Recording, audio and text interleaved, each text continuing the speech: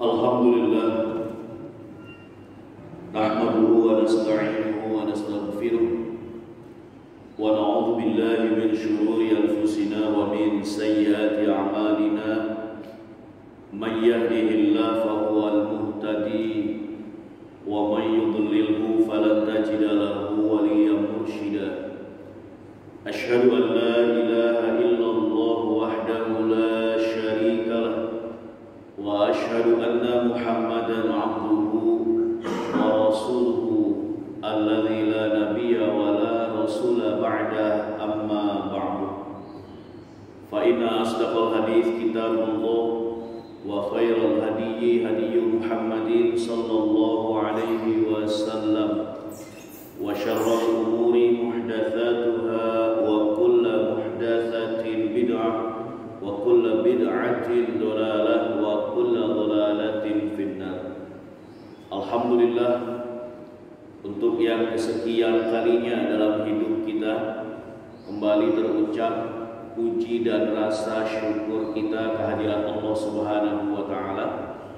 Hanya atas izin dan kehendak Allah lah di kesempatan subuh hari yang membahagiakan ini kita bisa kembali hadir di rumah Allah Subhanahu wa taala untuk dapat melaksanakan berbagai aktivitas ibadah, tidak hanya yang fardu tetapi juga ibadah-ibadah yang sunnah. Kita bersyukur kepada Allah di kesempatan subuh hari yang membahagiakan ini.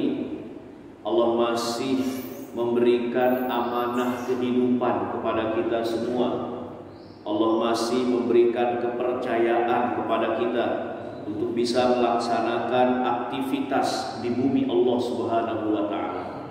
Tentu saja amanah yang Allah berikan kepada kita tidak akan kita sia-siakan kecuali hanya untuk mendekatkan diri kita kepada Sang Pemberi nikmat, dialah Allah Subhanahu wa taala.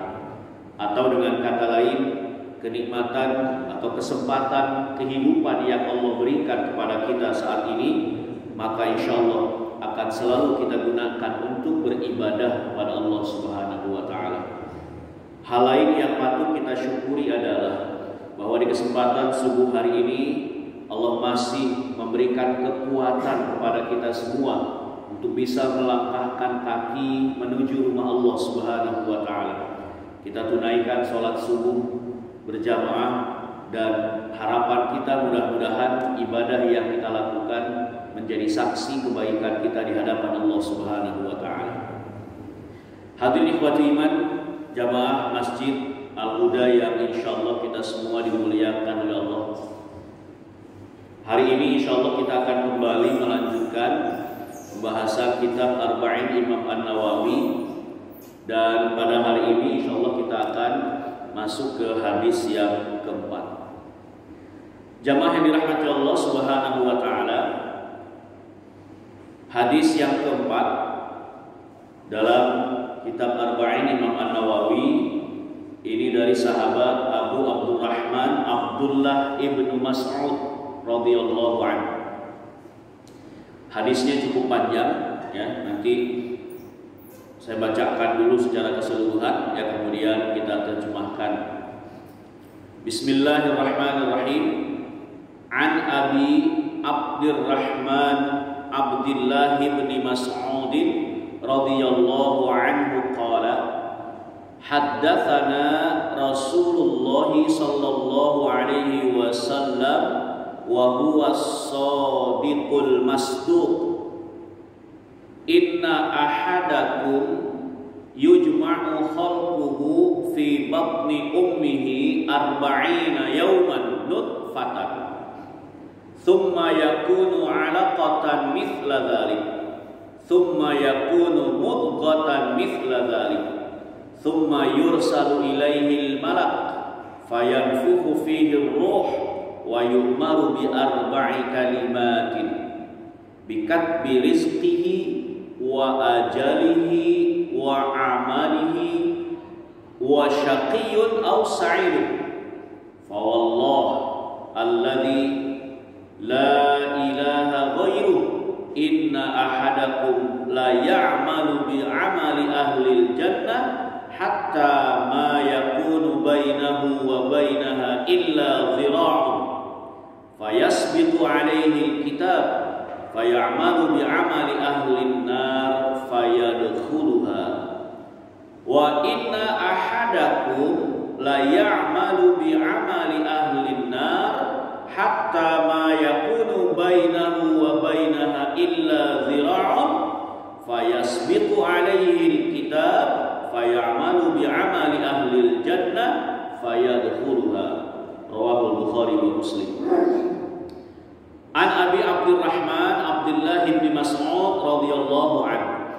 Dari Abu Abdurrahman Abdullah bin Mas'ud, semoga Allah berikan keridhaan kepadanya.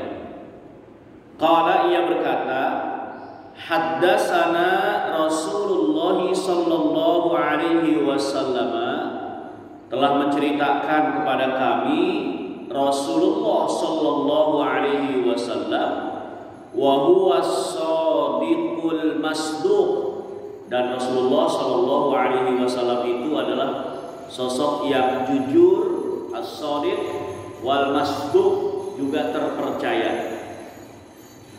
Inna ahadakum, kata Rasulullah sallallahu alaihi wasallam, bahwasanya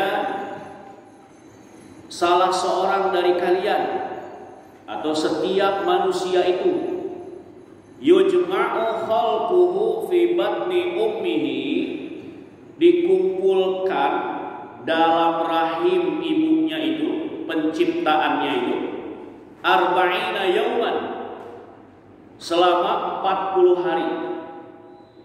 Nutfatan, itu berupa nutfah. Thumma yakunu alaqatan, kemudian menjadi alaqah, segumpal darah. Mithla dzalik, sama seperti itu. Thumma yakunu mudghatan mithla dzalik, kemudian setelah jadi alaqah menjadi mudghah, daging. Mithla dzalik, sama seperti itu. Thumma yursalu ilaihil malak, kemudian diutuslah malaikat al-malak. Ini bentuk tunggal, bentuk mufrad, ya, singular dari kata malaikah. Kalau malaikah para malaikat, tapi kalau malaikatnya satu, al-malak. Fayursalu thumma yursalu ilaihil malak, maka diutuslah malaikat kepada janin itu. Fayanfukhu fihi ruh, kemudian ditiupkan ruh terhadap janin itu. Wa yu'maru bi arba'i kalimatin, kemudian Allah Subhanahu wa taala mencatat kepada janin itu 4 perkara. Bikat birizkihi, kata Rasulullah sallallahu alaihi wasallam, yaitu dicatat kepada janin itu tentang rizkinya, wa ajalihi, ajalnya, wa amalihi, dan amalnya, wa syaqiyun aw sa'id, yaitu sengsara, syaqiyun aw sa'idun, atau bahagianya.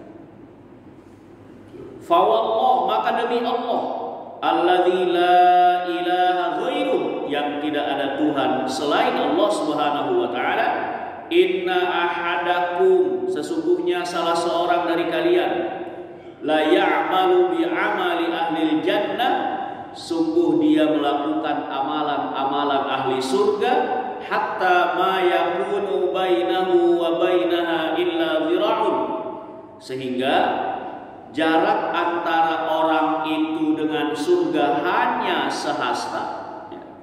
Dhira' artinya sudah dekat. Fayasbiqu alaihi alkitab fayamalu bi'amali ahli an-nar fayadkhuluha, kata Rasulullah, namun suratan takdirnya, ketetapannya itu, maka ia melakukan amalan penghuni neraka, maka kemudian orang tersebut dilemparkan ke dalam api neraka. Wa inna ahadakum la ya'malu bi amali ahli nar dan sesungguhnya salah seorang dari kalian itu ia melakukan amalan ahli neraka hatta ma yakunu bainahu wa bainaha illa dhira'un, sehingga jarak antara orang itu dengan pintu neraka itu hanya sehasta, sedikit lagi. Fayasbiqu alaihi kitab, namun kemudian takdirnya sudah ditetapkan oleh Allah. Fayamalu bi'amali ahli jannah, ia kemudian melakukan amalan ahli surga. Fayadkhuluha, maka orang ini pun Allah masukkan ke dalam surga. Rawahul Bukhari wa Muslim. Hadis ini diriwayatkan oleh Imam Bukhari dan Muslim. Jamaah yang dirahmati Allah Subhanahu wa taala, dalam hadis dari sahabat Abu Abdurrahman Abdullah bin Mas'ud yang tadi sudah dibacakan, disebutkan bahwasanya Rasulullah sallallahu alaihi wasallam adalah as-shadiq al-masduq. As-shadiq artinya orang yang jujur. As-shadiq orang yang jujur, benar. Antara apa yang diucapkan dengan realita adalah terjadinya kesesuaian. As-shadiq. Jadi mustahil Nabi itu berbohong. As-shadiq. Bahkan dengan kejujurannya ini Nabi Shallallahu Alaihi Wasallam diberi gelar oleh masyarakat ketika itu dengan gelar Al-Amin, orang yang dipercaya. Jadi Al-Amin itu bukan gelar yang oleh Nabi disebutkan untuk dirinya sendiri, bukan, tapi gelar yang diberikan oleh masyarakat kepada Nabi karena memang kejujuran Nabi Shallallahu Alaihi Wasallam. Yang lucu itu kan, ya, Nabi itu digelari Al-Amin, ya, orang yang dipercaya, tapi apa yang diucapkan oleh Nabi ketika mengajak orang kepada Islam, ketika mengajak orang untuk taat kepada Allah, mereka nggak percaya. Nah, gitu.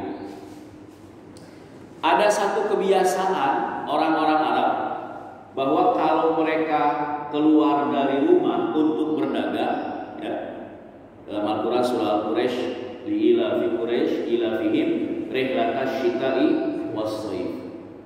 Mereka kalau berdagang, ya, musim panas, musim dingin, mereka keluar, dan itu waktunya cukup lama, ya, bukan sehari dua hari, sepekan dua pekan, bukan, ya, sampai 1 bulan bahkan lebih. Dan mereka meninggalkan harta bendanya di rumah. Buat apa? Karena mereka ingin berdagang. Nah, kalau harta benda itu ditinggal di rumah, gak ada yang jaga, maka khawatir benda-bendanya itu, barang-barangnya akan hilang. Kepada siapa mereka titipkan barang-barang itu? Yang punya emas, yang punya kambing, yang punya onta, punya perhiasan. Ketika mereka dagang, ya, keluar kota Mekah, ya, maka barang-barang itu dititipkan kepada Nabi Shallallahu Alaihi Wasallam. Kenapa? Karena mereka percaya bahwa Nabi Muhammad Shallallahu Alaihi Wasallam orang yang jujur. Dititipin misalnya emas 2 kilo, ya, kambing 50 ekor, onta 25. Begitu mereka balik dari perjalanan dagangnya masih utuh gitu. Ya. Kenapa? Karena Nabi orang yang jujur. Dan bukan hanya 1-2 orang, banyak. Ya. Beda kalau mereka menitipkan kepada tetangganya. Nitipin kambing 50, pulang-pulang tinggal 30. Yang 20-nya kemana nggak jelas. Ya. Nitipin onta 25, pulang-pulang tinggal 10, kemana nggak jelas. Nah, mereka percaya kepada Nabi Shallallahu Alaihi Wasallam, Nabi orang yang jujur. Tapi ketika Nabi mengajak kepada kebenaran, ketika Nabi mengajak kepada ketaatan kepada Allah, menyampaikan wahyu-wahyu Allah, mereka nggak percaya. Nah, itu lucu, gitu ya. Nah, padahal Nabi itu digelar oleh mereka adalah Al-Amin, orang yang dipercaya. Walaupun ketika Nabi Shallallahu Alaihi Wasallam berada di atas bukit Sofa, ya, kemudian mengumpulkan orang-orang ketika itu, Nabi berkata, percaya enggak? Kata Nabi, kalau aku bilang di balik bukit ini ada pasukan yang akan menyerang kalian. Orang-orang bilang, kami percaya karena engkau belum pernah berbohong. Nah, ketika Nabi mengatakan, percayalah kalian, percayakah kalian bahwasanya aku ini seorang utusan Allah, mengajak kalian untuk kembali kepada penyembahan terhadap Allah, kemudian meninggalkan penyembahan terhadap berhala. Ketika itu Abu Lahab marah. Jadi jamaah dirahmati Allah Subhanahu wa taala, ketika mereka meyakini percaya bahwa Nabi adalah orang yang jujur, tapi ketika Nabi mengajak mereka untuk taat, mereka bertanya-tanya. Nah, jemaah dirahmati Allah Subhanahu wa taala, ini as-shadiq. Kemudian al-masduq, terpercaya, yaitu apapun yang diwahyukan kepada Nabi Shallallahu alaihi wasallam adalah sesuatu yang dapat dipercaya karena Jibril menyampaikan itu merupakan wahyu dari Allah Subhanahu wa taala. Jadi Nabi as-shadiq, Nabi sebagai sosoknya, al-masduq adalah apa yang disampaikannya merupakan kebenaran dari Allah Subhanahu wa taala. Bahkan di Al-Qur'an, wa may yantiqu 'anil hawa in huwa illa wahyun yuha. Bahwa Nabi ketika berucap bukan berdasarkan kepada hawa nafsu, melainkan wahyu dari Allah Subhanahu wa taala. Jamaah yang dirahmati Allah, Rasulullah Shallallahu alaihi wasallam menyatakan, inna ahadakum yujma'u khalquhu fi batni ummihi arba'ina yauman. Sesungguhnya kalian wahai manusia, dalam proses penciptaannya itu yujma'u khalquhu, dikumpulkan ciptaannya itu, fi batni ummihi arba'ina yauman nutfatan, dalam rahim ibu selama 40 hari itu dalam bentuk nutfah, sperma. Jadi ini awal proses penciptaan manusia. 40 hari itu dalam bentuk nutfah. Tsumma yakunu 'alaqatan mithla dzalik. Kemudian kata Rasulullah sallallahu alaihi wasallam mengatakan, bentuknya berubahnya ya dari sperma itu, tsumma yakunu 'alaqah, menjadi menjadi darah. Segumpal darah. Tsumma yakunu mudghatan mithla dzalik. Kemudian setelah darah menjadi daging. Tsumma yursalu ilaihil malak, kemudian diutuslah malaikat, fayanfukhu fihi ruh, kemudian ditiupkan ruh, wa yu'maru bi arba'i kalimatin, maka kemudian Allah Subhanahu wa taala menetapkan 4 perkara.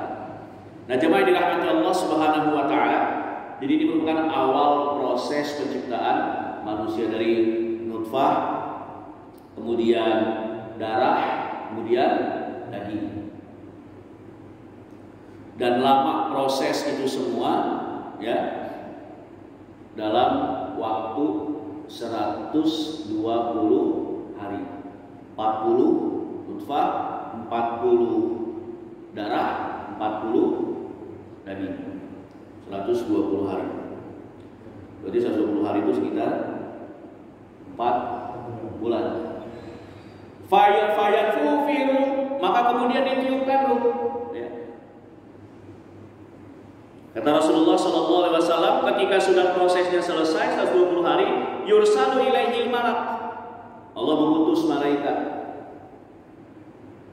Kemudian ditiupkan ruh, fayanfukhu fihi ruh, wa yu'maru bi arba'i kalimatin. Kemudian janin itu ditetapkan ya 4 perkara.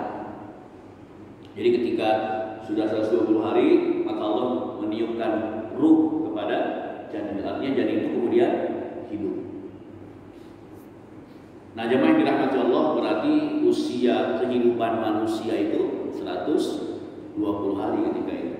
Dan dalam pertemuan bulan kemarin saya pernah sampaikan ya, di usia 120 hari atau 4 bulan itulah ada proses perjanjian antara kita dengan Allah. Ketika ditiupkan ruh ke dalam rahim ibu kita dan ruh itu ditiupkan kepada janin, ya, ada sebuah perjanjian. Perjanjiannya apa? Pertanyaan Allah kepada janin. Pertanyaannya adalah, alastu bi rabbikum, bukankah aku Tuhan kalian? Qalu bala syahidna, maka semua berkata, semua semua bersaksi, ya kami bersaksi Engkau adalah Tuhan kami. Jadi itulah proses syahadat kita kepada Allah Subhanahu wa taala. Jadi kalau ada orang yang nanya kapan syahadat kita, ya usia 120 hari. Siapa saksinya? Allah. Ya. Jangan lagi kemudian kita mudah ya diombang-ambingkan ya keyakinan kita, kemudian seolah-olah kita ini belum bersyahadat. Ya.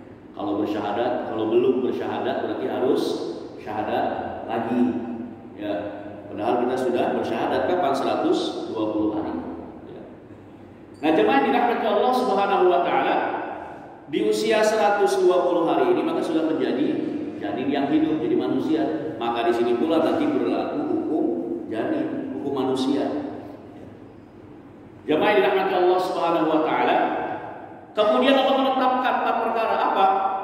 Bikat birizkihi, Allah tetapkan rizkinya. Wa ajalihi, ajalnya, kematiannya. Wa amalihi, amalnya.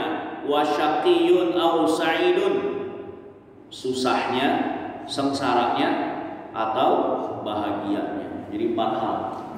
120 hari ditiupkan ruh, maka ditetapkan ajalnya, rizkinya, amalnya, baik atau buruknya.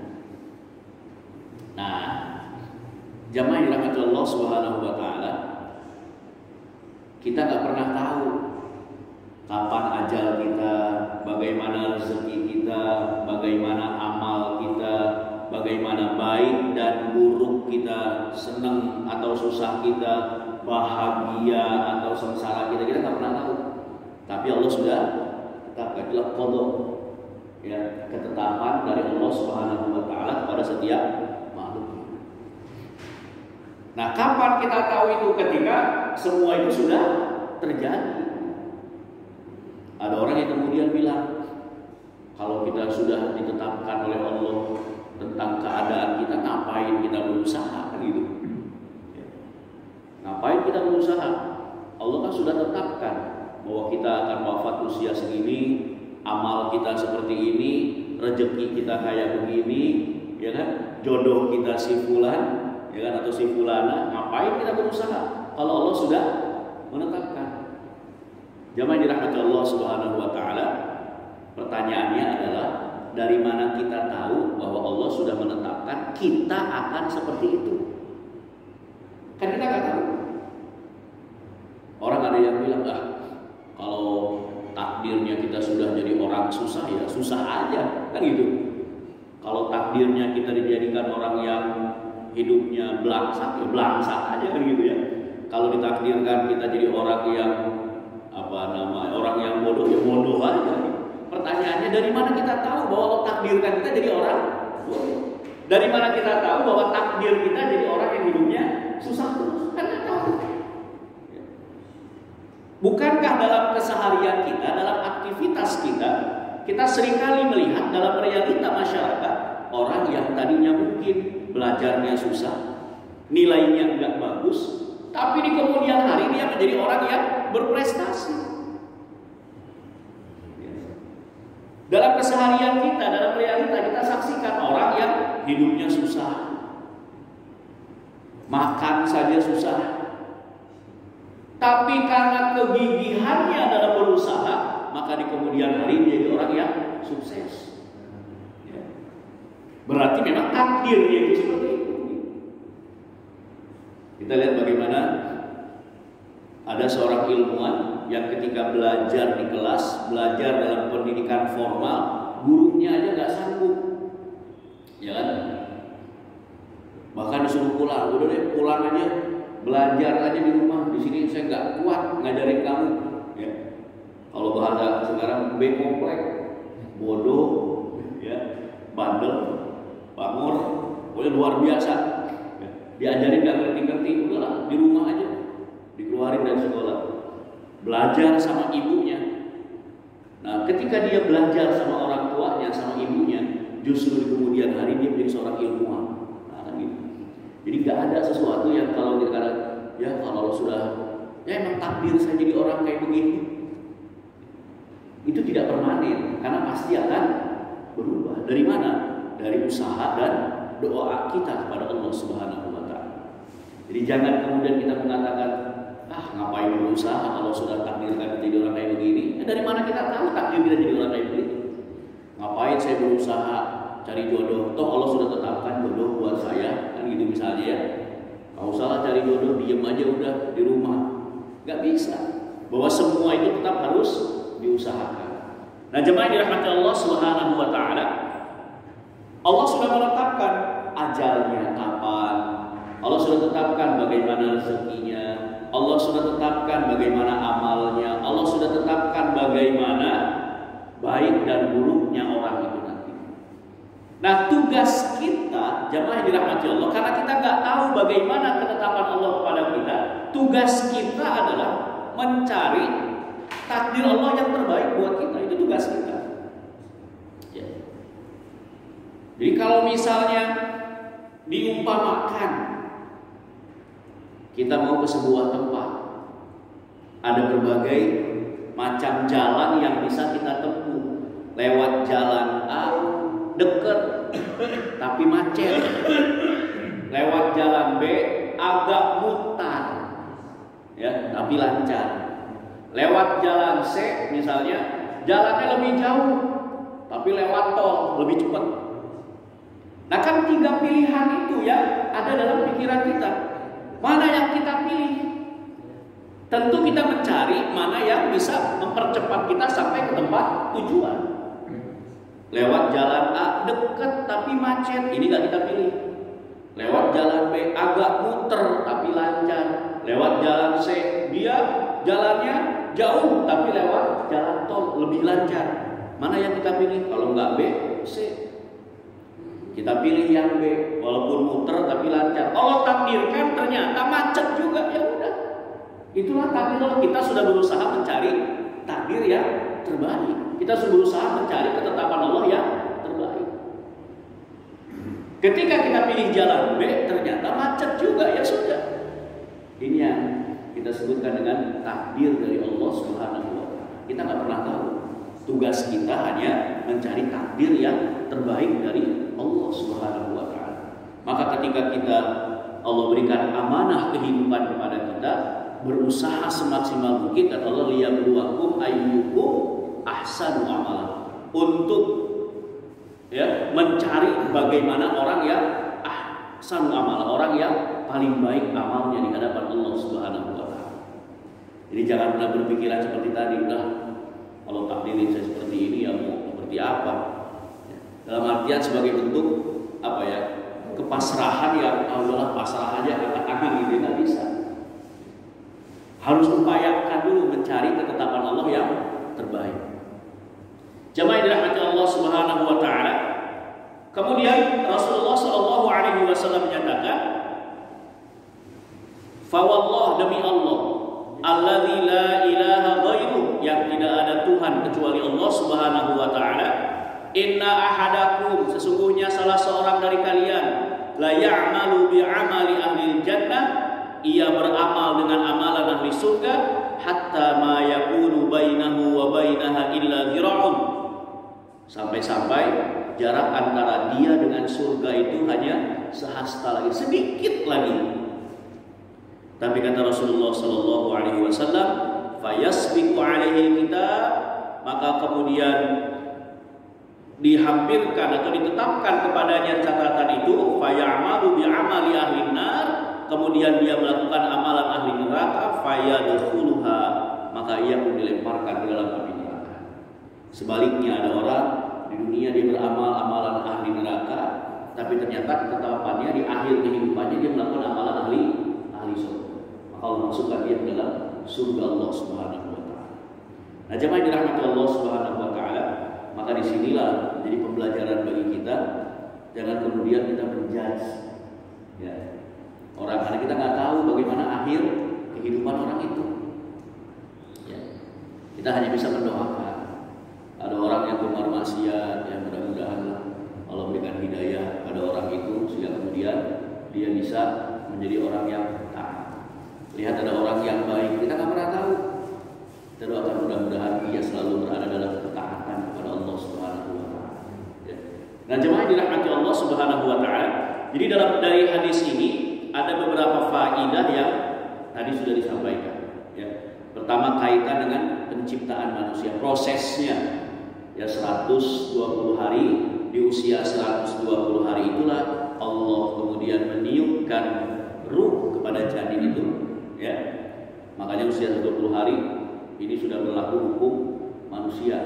Bahkan dalam ilmu kedokteran juga kalau usia 120 hari berarti dihitung sebagai manusia yang hidup karena sudah ditiupkan.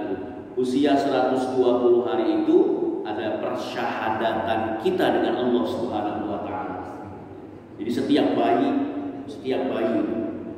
mau bayi itu dari rahim seorang wanita Nasrani, ya, atau bayi dari agama yang lain, semua Allah berikan perjanjian, persaksian. Makanya Nabi mengatakan kullu mauludin yuladu ala fitrah. Setiap bayi dilahirkan dalam keadaan fitrah. Maka dua pendapat fitrah itu apa? Pertama, fitrah dalam artian Muslim Islam. Kenapa? Dalam lanjutan hadis itu fa'abawahu yuhawidanihi aw yunasiranihi aw yumajjisanihi. Maka orang tuanya lah yang meyahudikan, menasronikan, memajusikan. Tidak ada mengislamkan. Karena lahir dalam keadaan fitrah Islam. Yang kedua, fitrah di sini maknanya adalah bersih. Dia tidak membawa dosa. Walaupun anak ini terlahir dari perilaku orang tuanya yang melakukan kemaksiatan, anak tidak ikut membawa dosa dari orang tuanya. Anak tetap dalam keadaan bersih. Nah, usia 120 hari ditiupkan ruh, maka ketika itu pula Allah menetapkan 4 perkara. Ya, ajalnya, baik buruknya, rizkinya, dan amalan-amalannya. Tadi saya sampaikan, kita belum tahu bagaimana takdir kita belum tahu. Ya, Allah sudah menetapkan, tapi kita nggak tahu. Maka tugas kita adalah mencari ketetapan Allah yang terbaik. Ya. Kalau dalam bahasa Al-Quran surah Al-Mulk tadi, liyabluwakum ayyukum ahsanu amalan. Ya, untuk menguji kalian, siapa di antara kalian yang paling baik amalnya di hadapan Allah Subhanahu wa taala. Berlomba-lomba dalam kebaikan, berusaha mencari ketetapan Allah yang terbaik.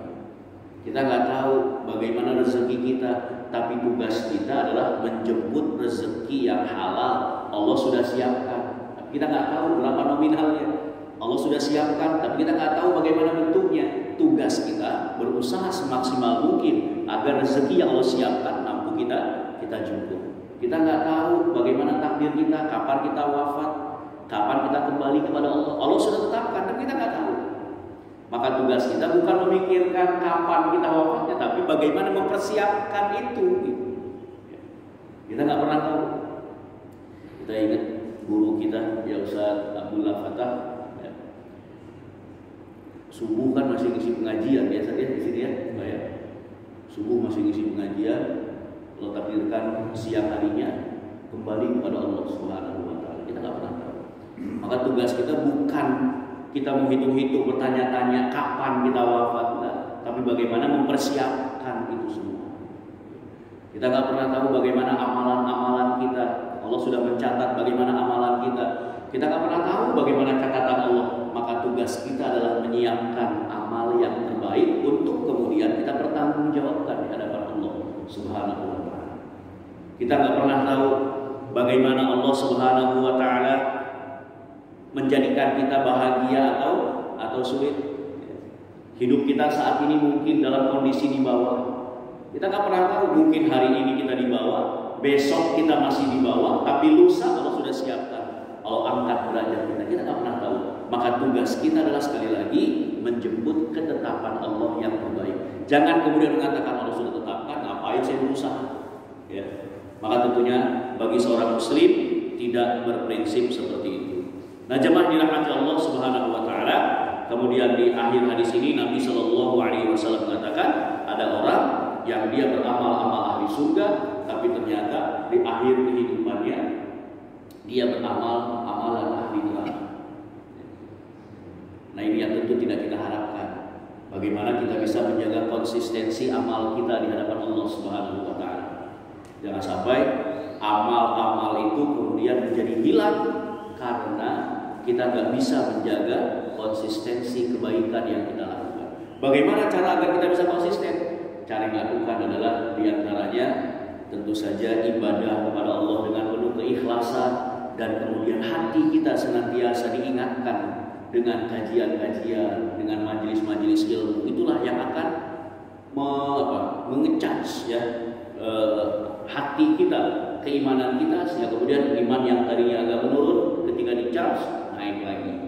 Nah, jemaah dirahmati Allah Subhanahu wa taala, ini merupakan pembahasan hadis yang keempat ya, tentang tahapan penciptaan manusia dan amalan terakhirnya, yang amal itu sudah ditetapkan oleh Allah tapi kita nggak pernah tahu ya. Maka carilah amal yang terbaik, kita usahakan mendapatkan ketetapan Allah yang terbaik. Kalaupun kita sudah usahakan amalan yang terbaik tapi Allah takdirkan hasilnya belum seperti apa yang kita harapkan, qadarullah wa ma syaa fa'ala. Allah sudah takdirkan seperti itu, apa yang Allah takdirkan terjadi, ya terjadi. Inilah tawakal. Ya. Jadi kita tadi saya sampaikan, kita mau ke kota A, ada jalan A, B dan C. Kita nggak ingin terlambat, ambil jalan A dekat tapi macet. Nah, ini nggak masuk kriteria. B dan C, jalannya agak muter tapi lancar, jalannya agak panjang tapi jalan tol. Mana kita ambil antara B dan C? Itu ikhtiar kita. Ternyata begitu kita ambil jalan yang B, macet juga, bahkan lebih parah. Qadarullah wa ma syaa fa'ala. Nah, disinilah kita diperintahkan untuk berprasangka baik kepada Allah Subhanahu wa taala. Ya. Dalam hadis qudsi, ana inda dzanni 'abdi, aku berada dalam sangkaan hamba-Ku. Manakala dia berprasangka baik kepadaku, itu yang aku kasih. Ketika ia berprasangka buruk kepadaku, itu yang akan dia rasakan. Jadi ketika ternyata kondisinya tadi ambil jalan B, harapannya bisa cepat, ternyata macet juga, ya sudah, beriman kepada qada dan qadar Allah Subhanahu wa taala. Inilah ketetapan Allah. Ya, maka ucapan kita adalah khair insyaallah. Insyaallah ada kebaikan dalam kondisi ketika itu. Berprasangka baik kepada Allah. Ya. Nah, ini jamaah dirahmati Allah, kondisi yang tidak mudah bagi kita. Terkadang ketika apa yang kita harapkan tidak sesuai dengan kenyataan, seringkali kita menggerutu kan gitu. Ya, seringkali kita ngedumel. Seringkali kita kemudian bahkan sampai berprasangka buruk kepada Allah, naudzubillah. Ya, dalam kondisi yang belum seperti yang kita harapkan, walaupun upaya maksimal sudah kita lakukan, maka itu merupakan bagian dari iman kepada qada dan qadar kita. Kalau memang kejadian seperti itu, ya udah, takdir Allah memang seperti itu. Karena itu sudah terjadi. Jemaah dirahmati Allah Subhanahu wa taala. Nah, ini mungkin yang bisa disampaikan di kesempatan subuh hari ini.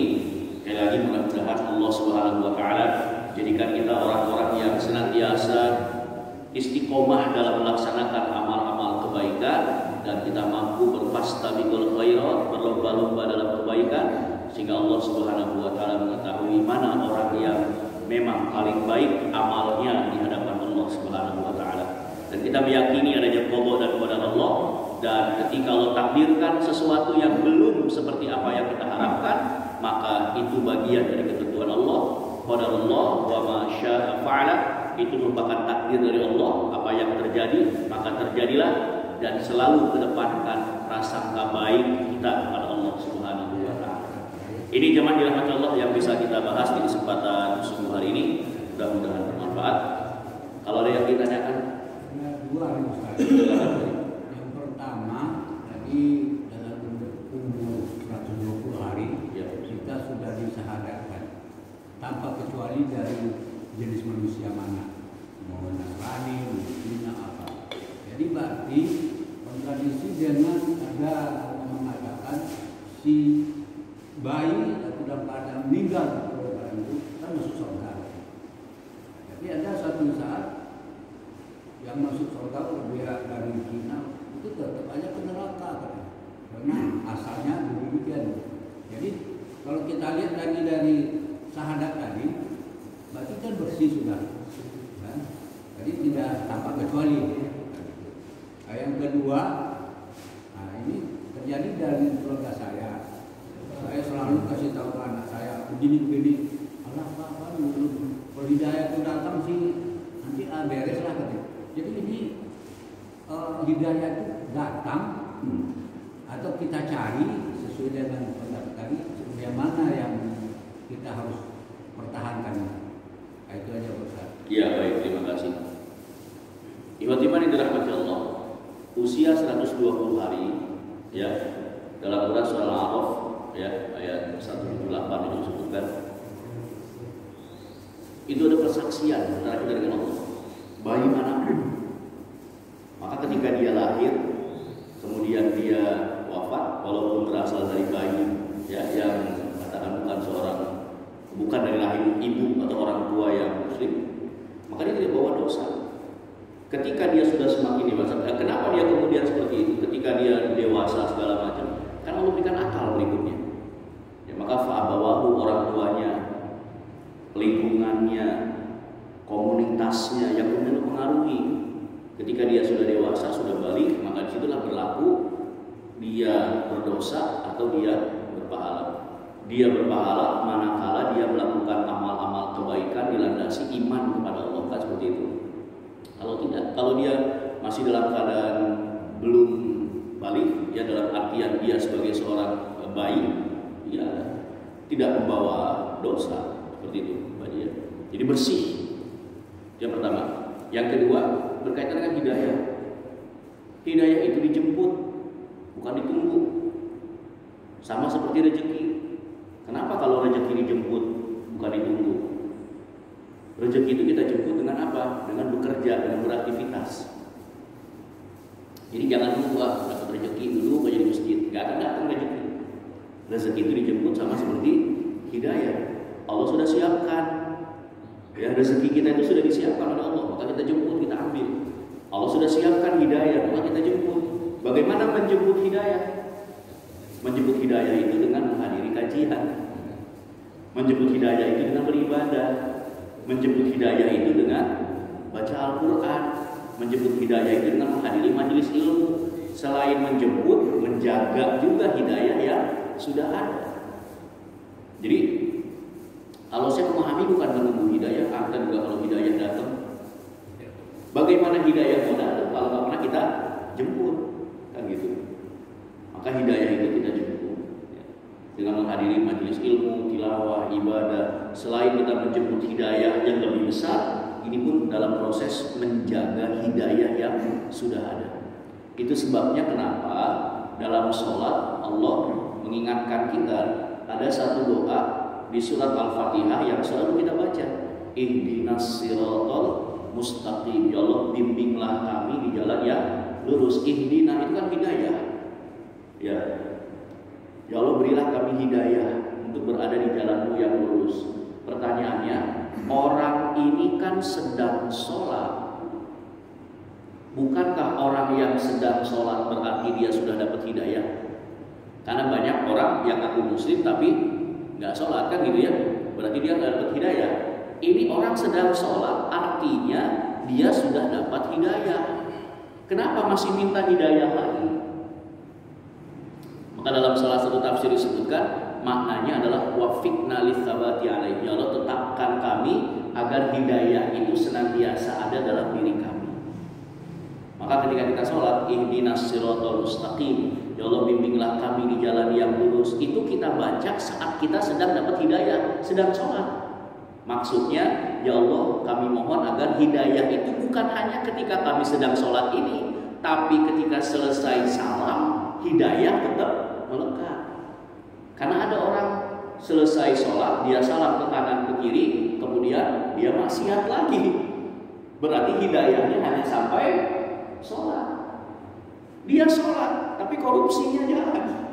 Berarti hidayahnya hanya sampai sholat saja. Maka wafiqna litsabati alaihi, ya tetapkan hidayah itu ketika sholat atau ketika selesai sholat. Dia datang ke masjid, dia sholat Jumat, tapi begitu selesai sholat Jumat dia ngambil sepatu orang. Nah, berarti hidayahnya hilang juga. Ya. Jadi sekali lagi hidayah itu dijemput. Bagaimana Allah akan memberikan hidayah kepada kita kalau kita nggak ingin menjemput hidayah dari Allah? Kalau kita ingin menjemput hidayah dari Allah, Allah akan berikan. Karena Allah sudah siapkan itu semua. Gitu. Dan cara menjemput hidayah, menghadiri majelis kajian. Di antaranya itu ibadah tilawah Al-Quran. Seperti itu, Pak. Baik, ada lagi? Cukup? Baik, Bapak dan ikhwati iman yang dirahmati Allah Subhanahu wa taala. Ini hadis yang keempat yang kita bahas di kesempatan subuh hari ini. Mudah-mudahan Allah berikan kekuatan dan kemampuan kepada kita untuk senantiasa istiqomah dalam menjalankan ajaran Islam sesuai dengan tuntunan Al-Quran dan As-Sunnah. Mohon maaf atas segala kekurangan dan mohon maaf jika ada jawaban yang kurang memuaskan. Subhanallah wa bihamdika, asyhadu an la ilaha illa anta